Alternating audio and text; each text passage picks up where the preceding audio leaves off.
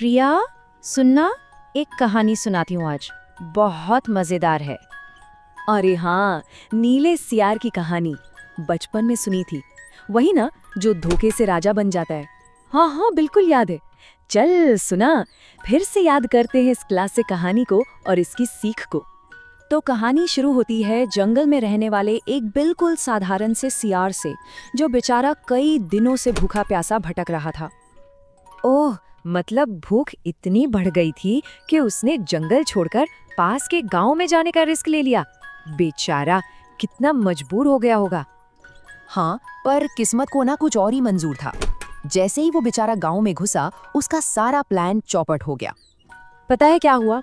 गांव के कुत्तों ने उसे देख लिया और बस दौड़ा लिया। अपनी जान बचाने के लिए वो भागते भागते एक धोबी के घर में घुस गया और सीधा जाके गिरा नीले रंग से भरे एक बहुत बड़े से ड्रम में। अरे बाप रे! और जब वो उस ड्रम से बाहर निकला होगा तो उसका पूरा शरीर एक अजीब से चटक नीले रंग में रंगा हुआ था। सोचो, बस एक पल की घबराहट और उसकी तो पूरी पहचान ही बदल गई होगी। बिल्कुल।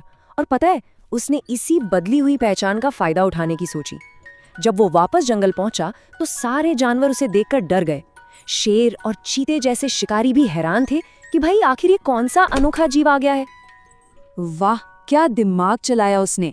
मतलब एक एक्सीडेंट को मौके में बदल दिया, खुद को भगवान का भेजा हुआ दूत बता दिया जिसे जंगल पर राज करने के लिए भेजा गया है। कमाल है। हाँ ना, उसके अजीब रंग और जबरदस्त कॉन्फिडेंस से डरकर सभी जानवरों ने उसकी बात मान ली और उसे अपना राजा बना लिया। और बस एक साधारण सा सियार बन गया पूरे जंगल का राजा। अब तो उसकी जिंदगी ही बदल गई थी। जो सियार कल तक खाने के लिए दर दर भटक रहा था, आज उसकी सेवा में पूरा जंगल लगा था। उसे बैठे बिठाए बढ़िया से बढ़िया खाना मिल रहा था। वो अपनी इस नई जिंदगी का पूरा मजा ले रहा था। पर कहते हैं ना, सच ज्यादा दिन तक छिप नहीं सकता। और फिर एक रात वही हुआ जिसका उसे डर था। दूर कहीं से सियारों के एक झुंड की आवाज आई जो एक साथ मिलकर हौ हौ कर रहे थे। ओहो, अब अपनी असली आदत कोई कैसे छोड़ सकता है ना? अपने साथियों की आवाज सुनकर वो राजा बना सियार खुद को रोक ही नहीं पाया होगा और वो भी जोर जोर से हौ हौ करने लगा। बस एक पल में सारा खेल खत्म हो गया।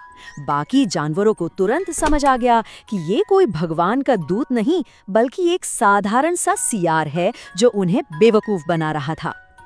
और धोखा सामने आते ही सबको बहुत गुस्सा आया होगा।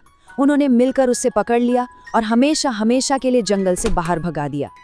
और इसी के साथ सियार के झूठे राज का अंत हो गया।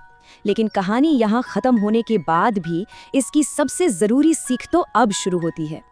इस कहानी की सबसे बड़ी सीख यही है कि झूठ का पर्दा ज्यादा देर नहीं टिकता। चाहे कितनी भी कोशिश कर लो, सच एक ना एक दिन सामने आ ही जाता है। और पता है, ये कहानी आज भी उतनी ही सच्ची लगती है। ये हमें सोचने पर मजबूर करती है कि आज के ज़माने में हमें अपने आसपास कितने ऐसे नीले सियार दिखते हैं। मतलब वो लोग जो हैं कुछ और, पर दिखाते कुछ और हैं।